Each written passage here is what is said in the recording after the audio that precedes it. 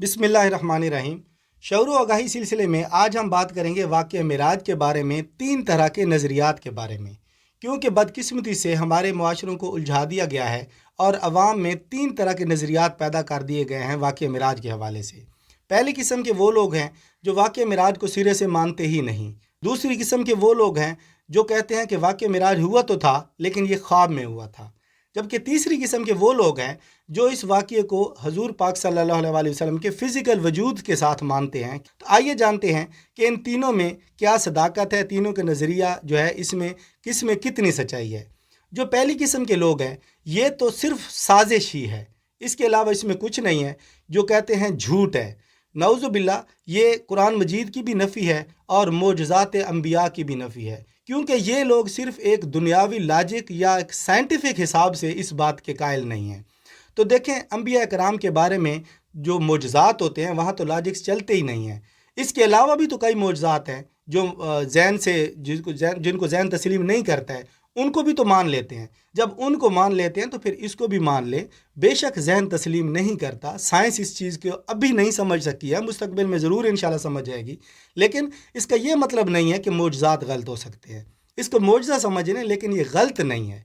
दूसरी तरह के लोग जो हैं जो सोचते हैं कि ये सिर्फ एक ख्वाब के ज़रिए था, उनके लिए मेरा ये जवाब है कि मेरे भाई, आप किसी हद तक चलें, उनसे पहले वालों से तो बेहतर हैं कि जो मानते तो हैं लेकिन आप भी गलत हैं। आप इसलिए गलत हैं क्योंकि अगर ख्वाब में होना होता तो आप सल्लल्लाहु अलैहि वसल्लम के सीना मुबारक को जो आब ज़मज़म से धोया गया था वो क्यों धोया गया था, उसकी क्या वजह थी? ये सिर्फ ख्वाब था क्या? वो धोने की वजह ही यही थी कि आप सल्लल्लाहु अलैहि वसल्लम चूँकि एक बशर थे, माँ बाप से पैदा हुए थे एक दुनियावी ज़िंदगी में, और जिस मिट्टी से जिस तरह इंसान को पैदा किया गया आपको भी उसी तरह पैदा किया गया।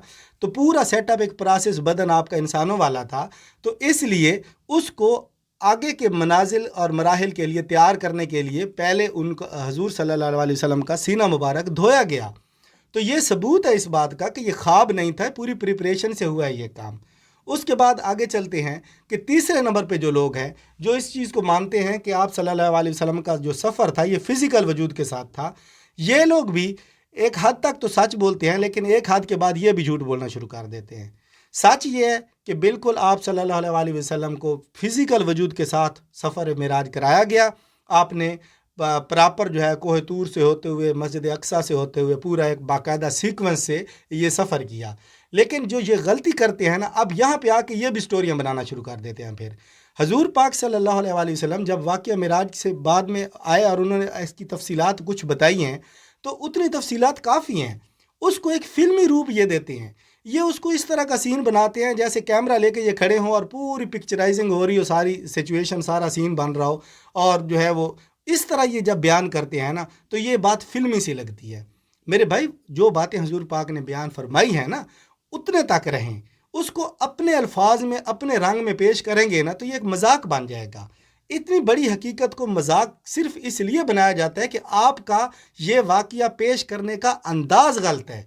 आप दूसरों को कायल इसलिए नहीं कर सकते कि आपका अंदाज फिल्मी है।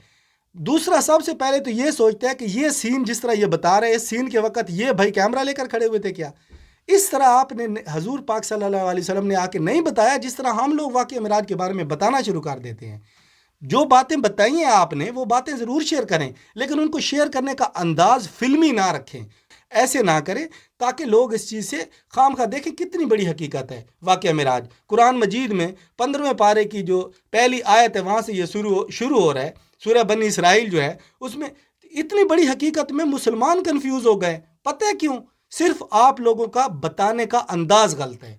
अगर आप लोग इसको उसी हिसाब से बताते जिस हिसाब से ये बताया गया है कुरान और सुन्नत में तो लोग कंफ्यूज ना होते।